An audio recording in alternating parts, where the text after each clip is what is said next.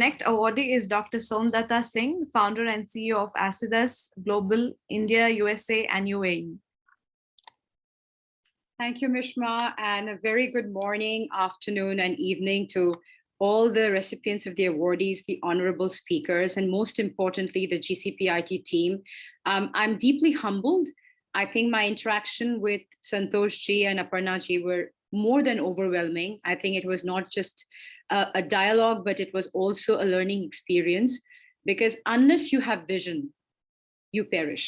And that's what leadership is all about. It's not about the positions, it's not about the title, it's not about the success, it's about the relationships. Because people do not remember how much money you have, but people never forget how you treated them. If you today sit down to count the billionaires that existed about 50 years back, you would be left with maybe less than a few fingers to count on, because people don't remember them. Some of them have absolutely left no legacy except for passing on their fortune to the second generation and the third and here on. But the really great leaders are those that create a legacy. And legacy comes with knowing what you're not good at. I, at the very initiation of my career, have learned from really great leaders, including Dr. Amar Bose, with whom I had a chance to do my thesis during my PhD. And he's the founder of Bose Systems. He had asked me, what is the most remarkable quality of an entrepreneur? And I remember writing down multiple qualities in a piece of paper and taking to him, and he tore it into pieces in front of me. He said, "You're an idiot." And I was in tears. I was crying. I was just 22 years old. And here is a man of his legacy and his work and his epitome telling me that I was an idiot. He said, "Go back and reflect again." Unfortunately, in today's day and time, we're always taught to look at what we're good at. We're never taught to appreciate what we're not, because we believe that the deficit of qualities and capabilities is a sign of weakness. We forget that it's actually a sign of strength. It is, because if you were perfect, then you would be God. Because you're not, you have a learning curve and you can learn. So as an entrepreneur, the first quality is you know what you're not good at. So you hire people who are better than you. And as you do that, you create a culture where failure is acceptable. I remember Mr. Ramanan, addressing this convocation today and talking about his journey and great qualities of leadership. I had an opportunity to work with him in Niti Aayog because I was a part of the core committee that actually created the Women Entrepreneurship Cell. And I remember coining the word where we called it Ichha Shakti, Jnana Shakti, and Karma Shakti. And the organization in India awarded me for that because I coined that, because I said Shakti, the power of woman, is at the core of everything. Because if you see the power of creation, and if you say that God is close to creation, then women are closer to God, because we are the ones who create, right? We have the power to give life. And that's why we have two X chromosomes, unlike men. And of course, with all the men honorees here, I think you guys appreciate it because you all came from one, and that is us. So I say a woman is not to woo a man, but a woman is a womb plus a man. And we have the power to create. So we are extremely good when it comes to natural leaderships. And that's why if you see some of the best banks in the world are run by women, and some of the best chefs in the world are men, because men are greatly creative. They're great in kitchen, while women are very good with money. So to all the men here, if you have lost money from your wallet, it was the woman that's saving up for your future and ensuring that there is never any inconvenience when you think everything is convenient. So despite the fact that 3% of the total funding goes to women, out of the billions of dollars that get funded, where men-led organizations get the money, only 3% goes to women. And fortunately, out of the 3%, 78.9% are profitable businesses. That's the power of Shakti. That's the power of creation, and that's the power of strength and knowledge. And that's what leadership is about. Leadership is about creating and letting it thrive. It is about empowerment. It is about allowing someone to nurture and grow while you create the vision. And that's why you need the vision. You need the empowerment, where you know how you identify great people to drive the vision. While you do that, don't discount relationships, because that's the most important part. Your network is your net worth. And that's why the people with the greatest relationship never is devoid of success, because success is not money. Success is when you have people to fall back on at your direst of times. So Asidus today, it's my third venture. I've had 2 successful exits. I'm an angel investor. I invest in businesses. I'm not driven by gender. I'm driven by skills. I'm driven by quality. And I'm driven by what asset you create and the value that you bring to people. So I'm extremely humbled and honored to receive this award because, like they say in Spider-Man, with great power comes great responsibility. So I think the responsibility is to empower more people, to inspire more people while taking a step back and seeing others grow. Thank you very much. I'm truly and deeply honored. Thank you. Thank you for these beautiful words, Dr. Somdutta, and congratulations to you on winning this award. Thank you. Good morning, good afternoon, good evening, whichever part of the world you are joining us from. Global Council for the Promotion of International Trade, or GCPIT, proudly welcome you all to this special interview series in connection with Global Emerging Leaders Awards 2022. I'm Aparna G. Kumar, the Global Co-Chairperson of GCPIT and your host for the show. Global Council for the Promotion of International Trade is an organization based in India, South Africa, US, UK, and UAE with board and council member representation across the world. We at GCPIT believe in fostering leadership across different levels. Recently, we have been reflecting on the significance of perspective in our role as leaders. When we advance from being an individual contributor to a leader, our perspective starts changing. We gain access to new information, have conversations with new people, and think about things in ways which we didn't have to before. These changes or learnings have immense power, and we believe that this interview series will help us and many aspiring future leaders to gain new perspectives, especially global perspectives from these emerging leaders. Today, we have with us such a leader to tell us about her perspectives on leadership while leading her ventures. We have with us Dr. Somdutta Singh, who is a serial entrepreneur, currently running her third venture, Asidus Global. Her last 2 ventures, an ad tech company and a crowdsourced multi-million-dollar fashion label, has been successfully acquired. Asidus Global is a unified distribution platform for brands across global marketplaces, and she is racing it to become a unicorn in the near future. Dr. Shom is currently juggling between living on 3 continents. She is an angel investor, motivational speaker, and best-selling author. In 2020, she was designated as one of Fortune India's 50 most powerful women and became a member of the coveted invitation-only Forbes Business Council. She is a member of the Entrepreneurs Organization and India's Fora. Her thought leadership articles are frequently featured in Sunday Guardian, The Week, Economic Times, Femina, Grazia, and many more. Congratulations, Dr. Somdutta Singh, for being nominated for the Emerging Leaders Awards. We are proud to have you with us on our show. Welcome to the show. So much. Thank you. Thank you, Aparna. Thank you, Santoshi. And thank you to the entire GCPIT Council for giving me this honor. I'm humbled. As I was going through your profile, as I mentioned, I felt really, really proud. And I would like to hear from you.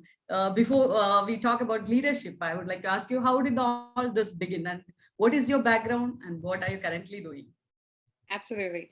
Well, I think all this started when I was just 14 years old. I come from a family of doctors. Both my parents are doctors. I was born in Calcutta, grew up in a family which was extremely academic oriented, but I had different ambitions in life. I wanted freedom and I wanted the ability to do something of my own. So way back when I was just about 13 or 14 years old, I used to go with my father frequently to Calcutta Club, which was then frequented by the likes of Tata, Khaitan, and Birlas of the family. And I always saw the kind of freedom, the kind of lifestyle they had, and that enamored me. And very little did I know that they were business people. So I would ask my father, what is that they did that they came in such fancy cars and we came in an ambassador? My dad said, we are middle-class family people, but they are businessmen. And I said, then that's exactly what I want to be. What started with just an aspiration became a way of life. By my education, I'm an economist. I have a PhD in economics, but by profession, I've been an entrepreneur since the last so many years, almost 20 years now. And I said I started at 14.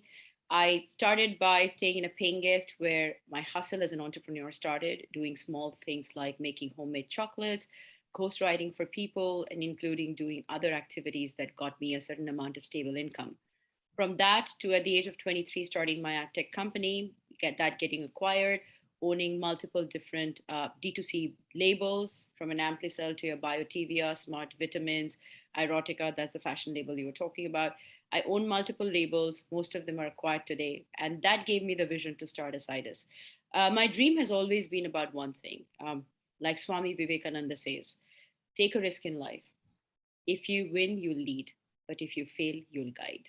And I think for me, failure is a first attempt in learning. And that's the way I have built my team.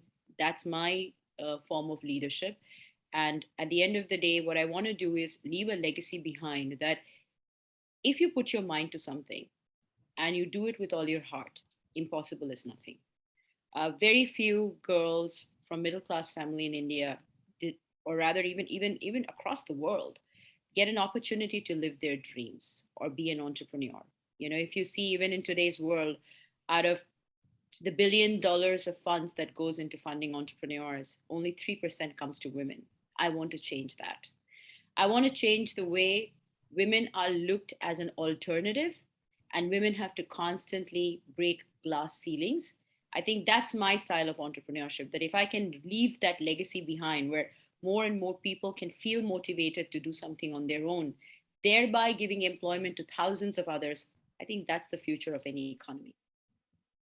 I think that's an amazing journey you just shared, and it's really, really inspiring to hear about your dream. As you said, if you dream big, impossible is nothing. And if you had to pick 4 or 5 words or short phrases to describe how a successful leader in a global environment operates or behaves, what would they be? I think one of the most important things, and these are things that, of course, they're all my phrases, and the way I look at leadership is very much very similar to a few things, right? Like I first said that one, I'm very inspired by Swami Vivekananda, so a lot of his teachings have gone into guiding me. But one of the things that I look at from a leadership style is a leader is someone who knows what they're not good at and therefore hire people who are better than them. Leadership is a word about awareness. Leadership is about giving, because at the end of the day, you can't lead if you don't know how to give. You can't lead if you don't know what you're not good at. Those are very important things in life that you need to be aware, right? So these are things that I live by as a leader. And I always believe that if you lead, let others grow too. If you lead, nurture others too. So when I said that, take a risk in life, if you fail, you'll guide, and if you win, you lead. That's very true, because at the end of the day, if you don't have those kind of value inculcated within you, if you don't have that kind of a thought leadership, you won't be able to scale. The other quote, which is, of course, it's all mine, is that everybody is born exceptional. Some choose to be ordinary. If you think about it, when we were born, none of us had the skills we do. None of us had the education we do. We are all a product of nature versus nurture. And nurturing is not only the job of our parents or our friends or the environment we grew up in. Nurturing is our own personal responsibility. If you cannot inculcate knowledge within yourself, if you don't read a book, if you don't explore the world, if you don't talk to others, if you are not in a journey where self exploration and evolution is an important part of your life, you'll never be able to learn and grow. So these are things that one has to be extremely aware of, that at the end of the day, you are born exceptional. If you decide to lead an ordinary life, that it is on you. It is not on the world. It is not on your parents. It is not on the educational system. It is on you. Because when you hear a story of a daughter of a rickshaw driver becoming an IAS officer, how is it possible that her environment was any different than yours? Right? So it is the desire. It is your own ability to be exceptional that drives you to that. So that is something that I believe, that if you believe that you are always exceptional, you'll thrive on that. Yeah. That's a really amazing thought, and I really love that. Some people really choose to be ordinary. I loved it. And how would you describe the differences in the organization culture between a global environment and a more local or regional environment? I think that, in today's world, especially if you see a country like India or even Dubai, you live in Oman, half of the population is expat. Or if you live in any other geography, or in United States, and when you look at New York, it is people from across the world who live here, right? Today, everything is global. If you look at culture, I think culture comes more from a top-down approach. If the leader himself or herself build an organization that is a knowledge-based organization, an organization that is not driven by the certificate of education, which I call as literacy, and education is more about knowledge, then a lot of things can change. If an organization is about empowerment and distributed leadership, then whether it is local or it's global, you'll see that the environment is the same. The only thing that changes when you're just within one country versus what you're doing globally, like we are, sometimes it is about managing different resources and different expectations because everybody comes from a different background, right? We all are very unique as individuals. Now, when you are in a global setup, the way I'm handling a team in New York, the way I'm handling a team in UAE, there is a difference because one, culture is different, but that is an external culture. But the internal culture of an organization is more of a culture of distributed leadership. If you, as an individual, constantly have control on everything, then your company cannot grow. But you empower others, you believe in their skills, you let them excel, and you guide them, then you know you're building an organization that is global. No matter how much it scales, it is always going to have a rooted culture value system. Like, even though we are distributed in different parts of the country, all of my team members have a certain set of Vedic value system, is what we call it, because I'm a student of Vedas. And Vedic value system is all about scientific knowledge applied with philosophy, but rooted in culture, right? Because philosophy is the foundation of science. Now, when you are looking at from that perspective, then you'll always be able to respect somebody else's point of view, right? Means if you see in Veda and Rig Veda, there is a saying, Ekam Sat Vipraha Bahuda Badhanti, means everybody has one goal, they have different approaches. And everybody's approach should be respected. And that's exactly the culture that we have. So whether it's local or global, if you know a few fundamental things, hire people who are good than you, understand that everybody is unique and treat them with respect and integrity. Third thing is create a knowledge-based structure and distributed leadership. Everything works very well. Perfectly said. And how is your company's purpose evolving? We want to go IPO. We want to be one of the youngest company in the shortest period of time to go IPO, and we want to go IPO in Nasdaq because I don't think in the last 30 years an Indian woman-led business have gone IPO in Nasdaq, and I think that will send a great message back to the country that if you dream and you dream with conviction, it is doable. And I think if that is the kind of message we can send amongst the youth of the country, and India has the largest youth population, imagine the kind of revolution and evolution that the country is going to see, right? So I think that's the vision that we are growing with. We want to be very good at what we do, which is what we already are, but we want to do it with integrity, without losing compassion, and most importantly, without letting the knowledge get away from the company, which means constantly learning as a culture is something that we want to inculcate and allow to thrive. That's amazing. Wish you all the very best in that. And what is your opinion? How companies should approach digitization? I think you have a not-for-profit in India, right? A Digital Leadership Institute. So That's right. what is your, what is your opinion on that? That's a beautiful question you ask, Aparna. The thing is, we've been digital for a long time, right? Almost about 3 decades now. Imagine we've become so digitized that Internet Explorer has now become obsolete, right? They shut down, right? So what has happened? Today, we spend so much of our time on laptops, on desktops, on iPads, on iPhones, I think, including me.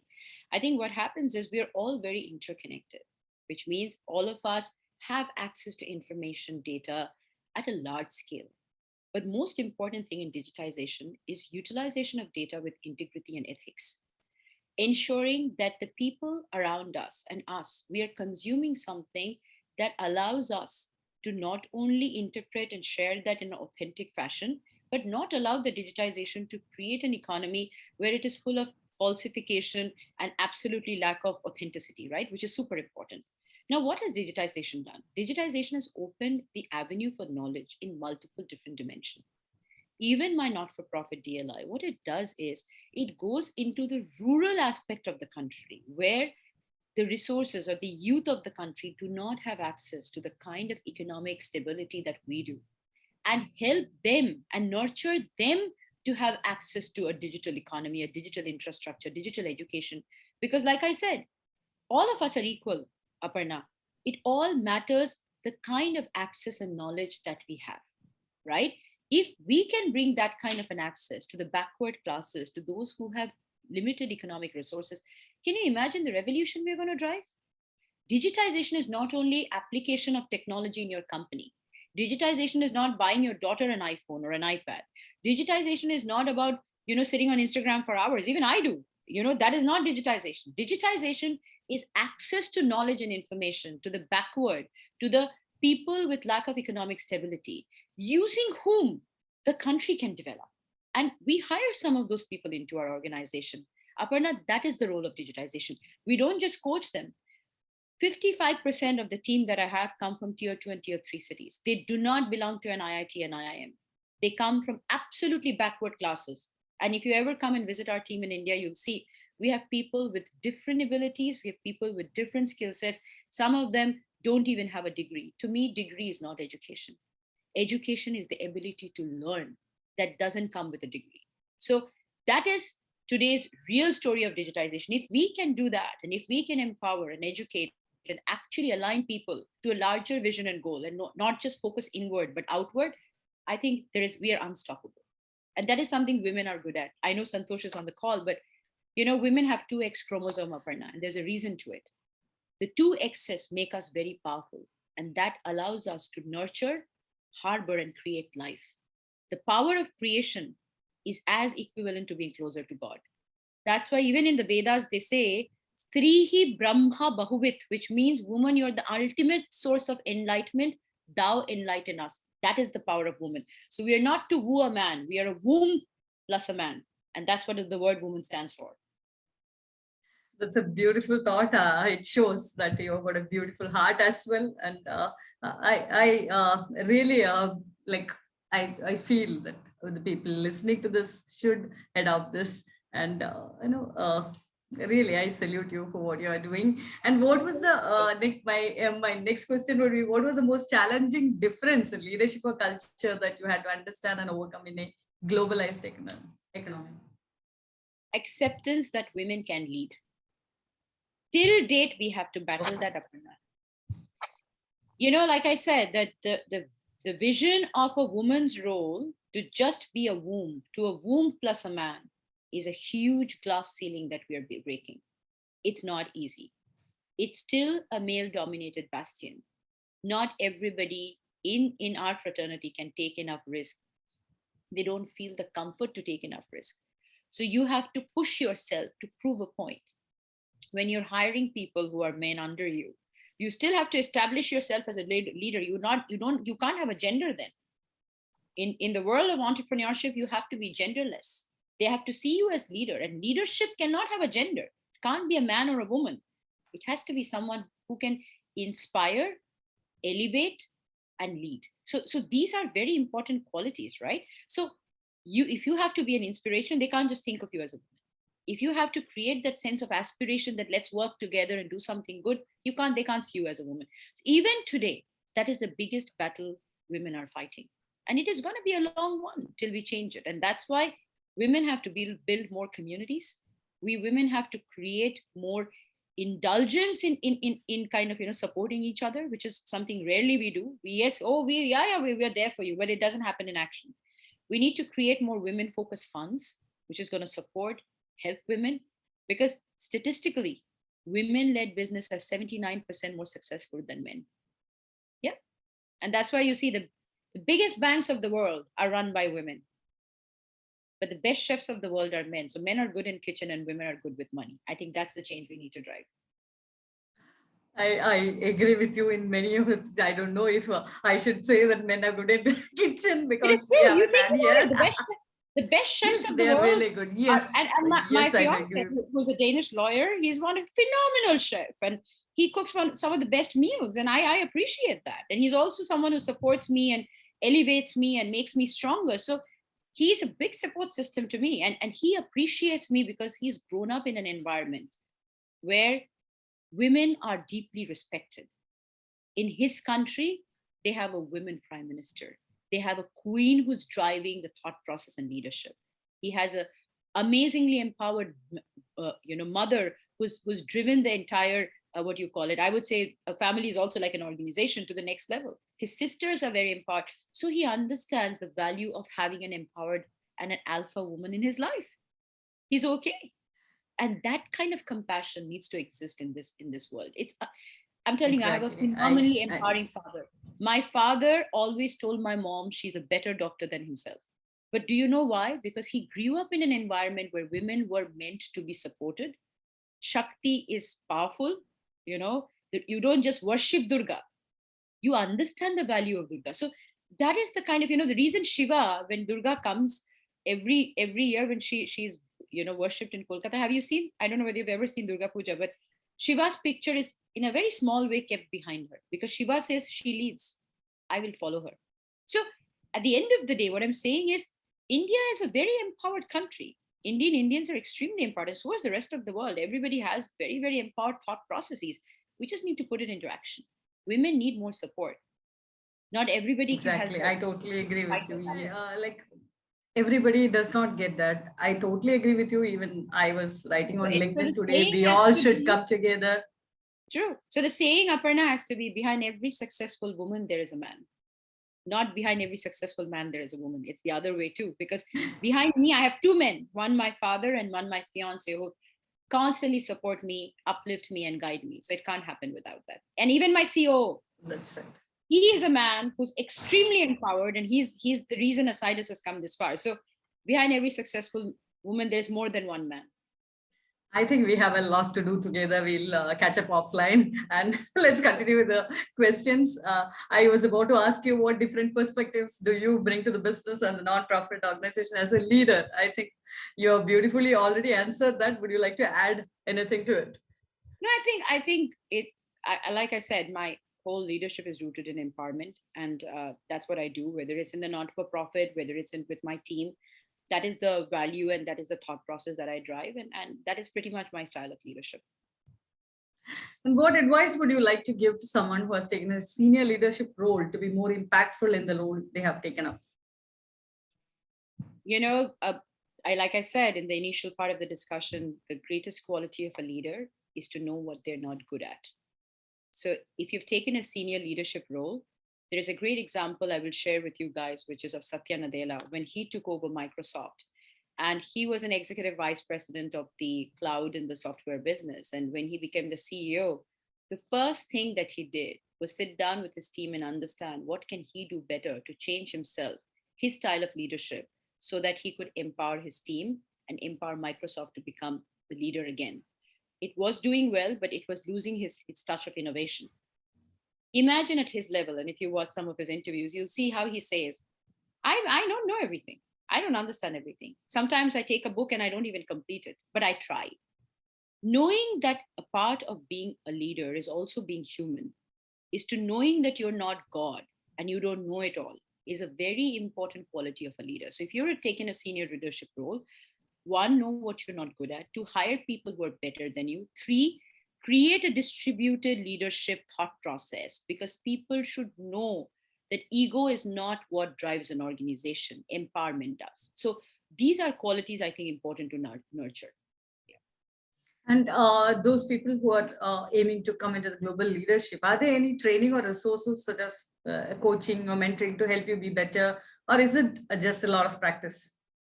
I think, there's a beautiful saying that, at the end of the day, practice just, is something that makes you better. But the truth is, there is enough knowledge today that is available.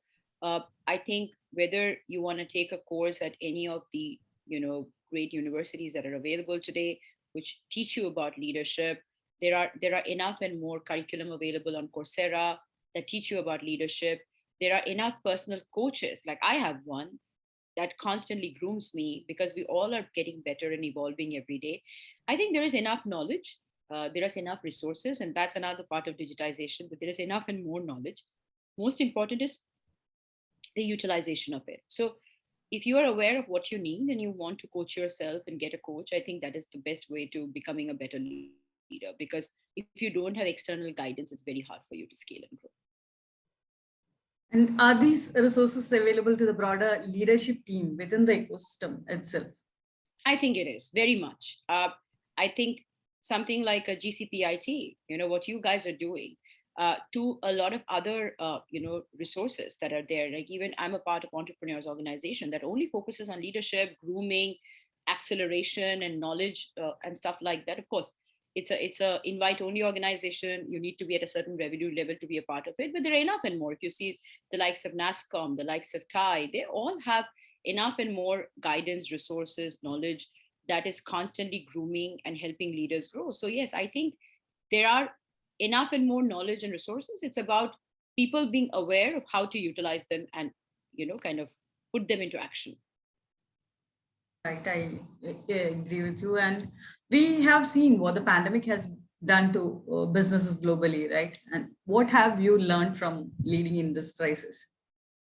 Every adversity is an opportunity. Every big industrial revolution was preceded by a pandemic. Our company grew by 700%, and we are extremely profitable, and we are continuing to grow. What the pandemic did is pandemic allowed people to revalue and reevaluate where their fundamentals lie. It has changed the way a lot of industries function and work, and most importantly, e-commerce.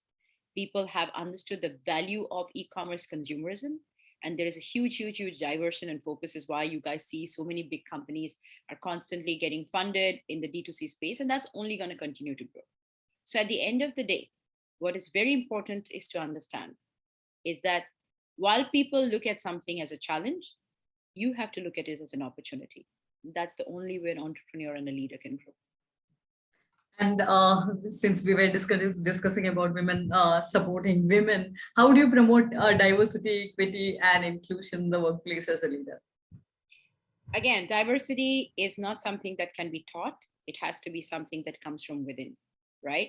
It is a very cultural thing where people we hire is not hired based on the color of their skin, not hired based on the gender. They're only hired on the basis of the skill. That is the biggest form of diversity, that you create a skill-based culture and a skill-based economy and not a race, color, gender-based economy. That is not how we function. Inclusion comes with ideation, comes with compassion, and comes with acceptance. We have a very open culture where everybody can share their ideas. Everybody can come forward and share their vision. We have a culture of sense making. I don't know if you guys have heard of it. The idea of sense making is pay attention to the needs and thoughts of others, which means everybody has a great idea.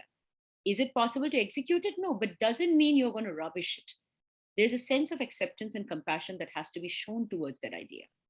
Also, sometimes anybody in an organization, when you're running a large organization, you have to deal with stress. Like, I have to deal with stress. My second layer has to deal with stress because we're growing constantly. But how do you combat that? That is also very important, right? So unless you have diversity in terms of the very thought process, you can't create inclusiveness. And if you don't have inclusiveness, there can never be innovation. And inclusiveness is the inclusiveness of ideas, inclusiveness and acceptance of people's ideologies. If you don't have that, you can't create a culture of innovation. So that's the way a Sidus functions. And before we close, what would you like to advise the entrepreneurs who are dreaming to be unicorns? Unicorns are a myth. When I pitch myself, I always say I'm building a company that does $1 billion in revenue, not in valuation. Because the word valuation comes on a lot of different predictive perceptions. The world is not built of perceptions. If you look at how a Tata, Birla, Khaitan, or even a Walmart or some of these biggest large organizations like Amazon, etc., were built, they were not built on the story of valuation. They were built on the story of actual revenue and transaction. Don't chase numbers. Chase facts and chase your vision. Everything else will happen. If you have a vision, the most important part of it is to make it into reality. What are the key aspects that is needed? The first and the most important aspect is resources and people. And if you can inspire them and guide them in the right direction to deliver value and execute great ideas, like I said, impossible is nothing. So at the end of the day, put your heart and mind into anything that you do, because all power is within you. You can do anything and everything. That is the story of entrepreneurship. I think that's an amazing story, very inspiring and very powerful that you just shared. And as you said, everybody is born exceptional. Some choose to be ordinary. I totally agree with you. And as you mentioned, every adversity is an opportunity. Let's try to leave a legacy behind. Impossible is nothing. If you can dream it, you can achieve it. Thank you so much, Dr. Somdutta Singh, for joining us Thank today and you. enlightening us with your thoughts and experiences. I wish you all the very best. Let all your dreams come true. And Thank you we so much. hope this conversation would be helpful to many aspiring future leaders to gain new perspectives and climb the success ladder. I'm Looking very forward. honored. I'm very honored, Aparna. I think we have a lot to work together. As I was talking to you, I could really feel goosebumps, and I think we have a lot to do for women, especially. And looking forward to associating with you in the future as well, as I said. And if you, yeah. Sure. And as you know, I don't know if you are aware, we are on a mission. It's called Impact Mission 2030, a mission to impact the lives of 100 million entrepreneurs. We would like to invite you to join us to be part of this game-changing mission. Join us as we build a global community of great leaders from 190 plus countries by 2030. We are very excited. And I think what you're doing is extremely game-changing. Kudos to you and GCPIT. And I'm honored to be a part of this and being nominated for this. Thank you so much. Much. And to our listeners, you can contact us through mail, or you can find us on all social media as GCPIT Global, or mail us at contact@gcpit.us. Join us as we come back with another emerging leader to inspire us and share us their perspective. Till then, this is Aparna Ji Kumar signing off. Take care. Bye-bye. Have a great day. And thank you once again, Dr. Somdutta, for joining us and inspiring us. My pleasure. Bye-bye. Thank you.